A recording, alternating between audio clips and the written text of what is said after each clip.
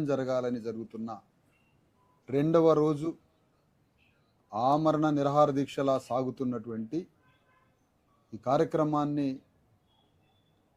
దిగ్విజయంగా కొనసాగాలని ప్రోత్సహించడానికి పెద్ద మనిషి ఉమ్మడి Andhra Pradesh chief justice national BC commission chairman పెద్దలు జస్టిస్ ఈశ్వరయ్య గారికి మరియు ఈ కార్యక్రమానికి హాజరైనటువంటి మరి జాగృతి సంఘం రాష్ట్ర అధికార ప్రతినిధి రాష్ట్ర నాయకులు నవీన్ చారి గారికి వారి బృందానికి ఈ కార్యక్రమంలో పాల్గొంటున్నటువంటి అందరికీ సభాధ్యక్షుడు రాఘవేంద్ర గారికి అందరికీ నమస్కారం. ముఖ్యంగా ఈరోజు చాలా కీలకమైన రెండు విషయాలు చెప్పడానికే నేను ఇది తీసుకున్నాను. నిన్న ఉదయం ఖమ్మం పట్టణానికి మరి వెలుగుమట్ల భూ బాధితులైనటువంటి ఆ శిబిరాన్ని సందర్శించడానికి నిన్న ఖమ్మం పట్టణం చేరుకోవడం జరిగింది. అంతకుముందు 1-2 సార్లు పోయి పూర్తిగా అధ్యయనం చేసి బాధితుల్ని పరామర్శించి అర్ధరాత్రి 2 గంటల వరకు ఒక్కొక్క బాధితుల్ని వాళ్ళ సమస్యలన్నీ రికార్డు చేసి వాటిని గవర్నమెంట్కి పంపించడం, ఆ బాధితులందరితో గడపడం, ధ్వంసం అయిపోయినటువంటి ఆ నేలని పరిశీలించి రావడం, వారికి కావలసినటువంటి మద్దతుని సహకారాన్ని ఇచ్చి ఆ రోజు ఏం ప్రకటించామంటే అన్ని పార్టీలని కలుపుకొని అన్ని సంఘాలని కలుపుకొని ఈ సమస్యకి పరిష్కారం ఎట్లా అనేది చాలా లోతుగా తేల్చాల్సిన అవసరం ఉంది. ఇది చాలా పెద్ద జటిలమైన చాలా పెద్ద విషయం కాబట్టి అందరి యొక్క శక్తి దీనికి అవసరం కాబట్టి ఆ దిశగా అందరినీ తీసుకొని పోరాడాల్సినటువంటి సందర్భం ఒకటి ఉన్నది. అందుకనే మనం ఆవేశపడొద్దు అని బాధితులందరికీ చాలా జాగ్రత్తగా కొన్ని విషయాలు చెప్పి రావడం జరిగింది. వాస్తవానికి మేము చేస్తున్న యాత్ర పేరే మా భూమి యాత్ర. మా భూమి యాత్ర పేరు మా భూమి రథయాత్ర మేము చేస్తున్న యాత్ర పేరు. మరి మా భూమి రథయాత్ర చేస్తున్న క్రమంలో మరి భూకామాంధులు భూమిని మింగేసినప్పుడు బాధితులకి అండగా ఉండాల్సినటువంటి ధర్మం, బాధితుల పక్షాన నిలబడి రాజ్యం మీద యుద్ధం చేయాల్సినటువంటి ధర్మం, కనీస బాధ్యత ఉంది. తెలంగాణలో భూమి కేంద్రంగానే రక్తం ఏరులై పారింది. భూమి కేంద్రంగానే జీవన విధ్వంసం జరిగింది. భూమి కేంద్రంగానే భూస్వాముల యొక్క తమ రక్కసిని విప్పి ఈ తెలంగాణ గడ్డ మీద అణగారిన వర్గాల మీద దాష్టికం, దౌర్జన్యం శతాబ్దాలుగా దశాబ్దాలుగా సాగుతూ తెలంగాణలో ఒక అంతులేని గుండెఘోషకు, అంతులేని కన్నీటికి ఈ భూస్వాముల యొక్క పాదాలు ఈ అణగారిన వర్గాల మీద పెట్టి ధ్వంసం చేసిన ఈ చరిత్రలో ఇంకా భూస్వామ్య అవశేషాలు పాలకవర్గ రూపంలో కనిపిస్తూనే ఉన్నాయి. ఆనాడు పెద్ద తెలంగాణలో పెద్ద భూస్వాములు ఉండేది. జన్నారెడ్డి జనార్దన్ రెడ్డి ఉండేది, 1,00,000 ఎకరాల భూస్వామి, లక్షల మంది యొక్క రక్తం దాగేది అని ఆనాటి ముచ్చట్లు పెట్టుకోవడం ఎందుకు? జన్నారెడ్డి జనార్దన్ రెడ్డి క్రూరుడు ఇప్పుడు రేవంత్ రెడ్డి కాదా? ఈనాడు భూస్వామి కాదా? ఇప్పుడు ఈయన భూస్వామి కాదా? ఆనాడు జన్నారెడ్డి ప్రతాప్ రెడ్డి, విష్ణూరు రామచంద్రారెడ్డిగా చెప్పుకుంటున్న చైనా కన్నా పెద్ద భూస్వాముల క్రూరత్వం కన్నా రేవంత్ రెడ్డి క్రూరత్వమే చాలా పెద్దగా ఉంది ఈరోజు తెలంగాణ రాష్ట్రంలో. అలాంటి రేవంత్ రెడ్డి డైరెక్షన్తో అక్కడ ఉన్నటువంటి 3 మంత్రులు భూదాన యజ్ఞం ఇచ్చినటువంటి బాధితులైన కటిక పేదలైన బీసీ ఎస్సీ ఎస్టీలు 99%, 1% కూడా అగ్రకులాలు లేరు. అంటే ఏ స్థాయిలో బాధిత వర్గాలు ఉన్నాయో గమనించవచ్చు మనం. అలాంటి బాధిత వర్గం భూములలో ప్రభుత్వం జోక్యం చేసుకొని అక్కడ ఏమాత్రం వాళ్ళకి కండ్లు సరిపోవడలేదన్నమాట. ఏంటి, భారతదేశంలో అతిపెద్ద ఒక నేషనల్ 6 వేస్ హైవేస్ పోతున్నాయి. అది కూడా గ్రీనరీ హైవేస్. ఆ 2 హైవేస్, ఒకటి నాగపూర్ నుంచి మచిలీపట్నానికి ఒకటి హైదరాబాద్ నుంచి వైజాగ్ 2 నేషనల్ గ్రీన్ హైవేస్ మధ్యలో ఈ వెలుగుమట్ల భూములు 62 ఎకరాల భూమి ఉంది. ఈ భూమిలో ఓ సాకలాయన ఎట్లుంటాడు ఈ భూమిలో? అంత పెద్ద ప్రాంతంలో స్టార్ హోటళ్ళు, పెద్ద కలెక్టరేట్ ఆఫీసులు, పెద్ద కార్పొరేట్ భూములు, అలాంటి నేషనల్ హైవేస్ మధ్యలో వడ్డెరోళ్ళు ఎట్లుంటారు? వడ్డెరోళ్ళు ఆ భూ బాధితుల్లో 100 మంది వడ్డెరోళ్ళు ఉన్నారు.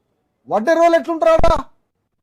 వాళ్ళు అనుకోవడం అక్కడ ఉన్న చౌదరి పరిపాలన, రెడ్ల పరిపాలనలో ఇంత బంగారం లాంటి భూమిలో వడ్డెరోళ్ళు ఎట్లుంటారు, సాకలోళ్ళు ఎట్లుంటారు, మంగళోళ్ళు ఎట్లుంటారు, మాలమాదిగలు ఎట్లుంటారు, లంబడోళ్ళు ఎట్లుంటారు, ఇలాంటి అణగారిన కులాలు ఆ బంగారం లాంటి భూమిలో వీళ్ళు ఉండడం సహించలేక, ఇష్టం లేక ఈ లేబర్ని ఇక్కడి నుంచి తరిమి కొట్టాలా, ఈ బంగారంతో సమానమైన భూమిని కబ్జా చేయాలని ప్రైవేటు ప్రభుత్వ భాగస్వామ్యంతో దాన్ని వ్యాపారం చేయాలనే ఒక దుర్మార్గ కుటిల ఆలోచనతో 3 మంత్రులు చేసిన దాష్టికం మొన్న జరిగినటువంటి భూ ఆక్రమణ.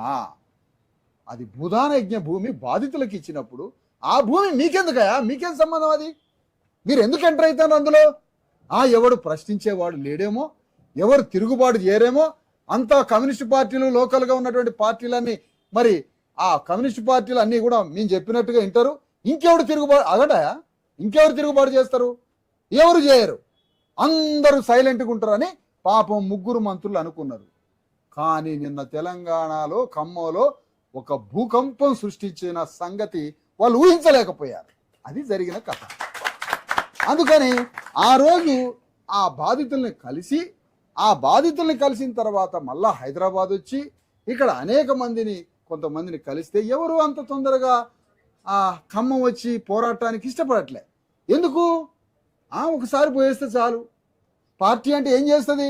పోయి అందరి ముందుగా మాట్లాడి 2 మాటలు మాట్లాడి ఓ ఫోటో దిగి మేము నిరసించినాం, మేము ఖండించినాం, మేము మద్దతు ఇచ్చినాం అని లిప్ సింపతి మాటలే తప్ప, ఒక కుటుంబంలో బాధ కలిగితే ఆ కుటుంబ సమస్య పరిష్కారం అంత అయ్యే వరకు ఆ కుటుంబ యజమానో, ఆ కుటుంబ ఆప్తుడో, బంధుమిత్రులో ఎట్లా తిరుగుతారు?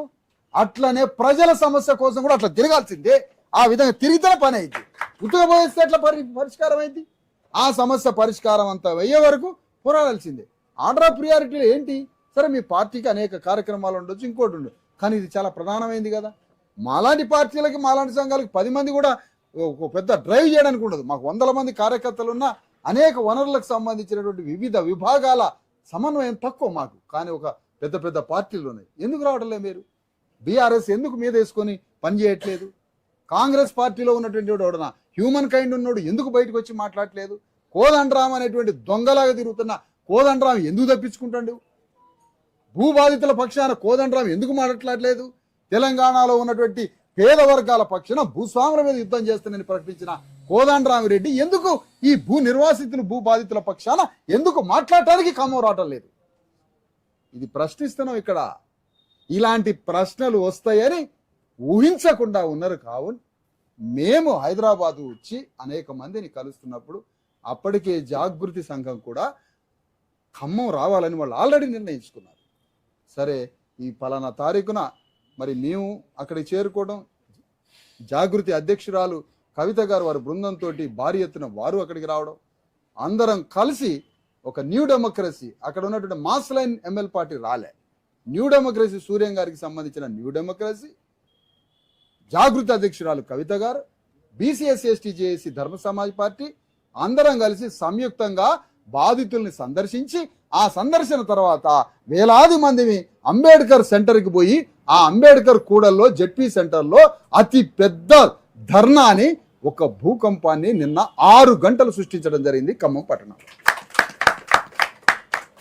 అక్కడి నుంచి మమ్మల్ని అందరినీ విచ్చలవిడిగా జంతువుల్ని ఈడ్చకపోయి అందరినీ వ్యాన్లల్లో, వాట్లల్లో, వీట్లల్లో ఎక్కించి మమ్మల్ని తీసుకొని పోయి పోలీస్ స్టేషన్లో 6 పోలీస్ స్టేషన్లు తిప్పారు.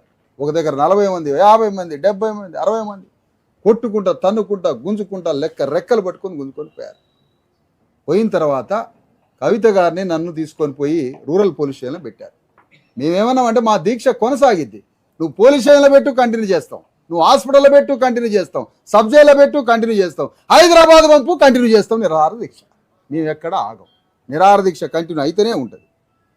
కాబట్టి నిరాహార దీక్ష కంటిన్యూ కావడంలో భాగంగా ఈరోజు మళ్ళీ మమ్మల్ని పొద్దున ఖమ్మం నుంచి తీసుకొచ్చి మరి వదిలిపెట్టడం జరిగింది. నన్ను ఇక్కడ వదిలిపెట్టారు, కవిత గారిని వారి గృహం దగ్గర వారిని అక్కడ వదిలిపెట్టారు. వారు నిరాహార దీక్ష కంటిన్యూ చేస్తున్నారు, ఇక్కడ మేము నిరాహార దీక్ష కంటిన్యూ చేస్తున్నాం. అక్కడ న్యూ డెమోక్రసీ పార్టీ కూడా ఏదో దీక్ష చేయాలని తలంపులో వాళ్ళు ఉన్నారు. అంటే దీక్ష కంటిన్యూ అవుతుందని చెప్పడానికి మరొకసారి మీడియా మిత్రులకి తెలియజేస్తా ఉన్నా.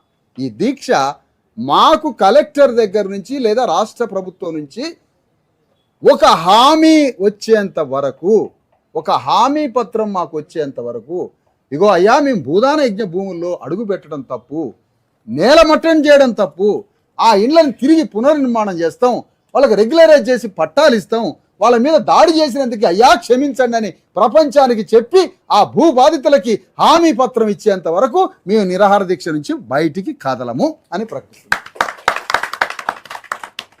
పెద్ద ఆయన, ఈడికి 80 ఏళ్ల పెద్ద ఆయన, ఒక ఉమ్మడి రాష్ట్రానికి ఆంధ్రప్రదేశ్ చీఫ్ జస్టిస్గా చేసిన ఈశ్వరయ్య గారు నేషనల్ బీసీ కమిషన్ చైర్మన్.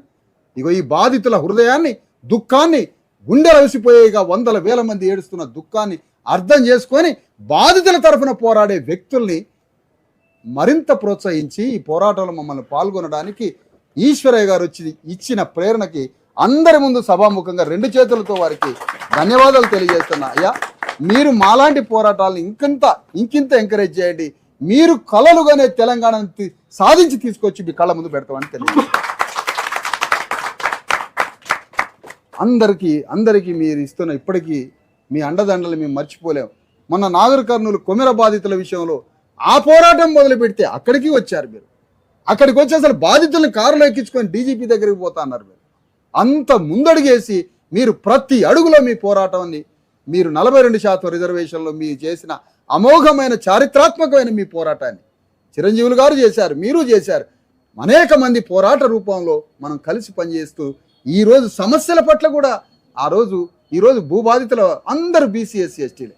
దీన్ని అర్థం చేసుకొని మీరు ఇంత దూరం వచ్చి మీ ఆరోగ్యం, మీ పరిస్థితి సహకరించకపోయినా వచ్చి ఈ పోరాటంలో పాల్గొన్నందుకు ధన్యవాదాలు తెలియజేస్తూ, మీకు ఏమాత్రం అవకాశం ఉన్న ఈ నిరాదీక్ష సాగుతూనే ఉంటుంది.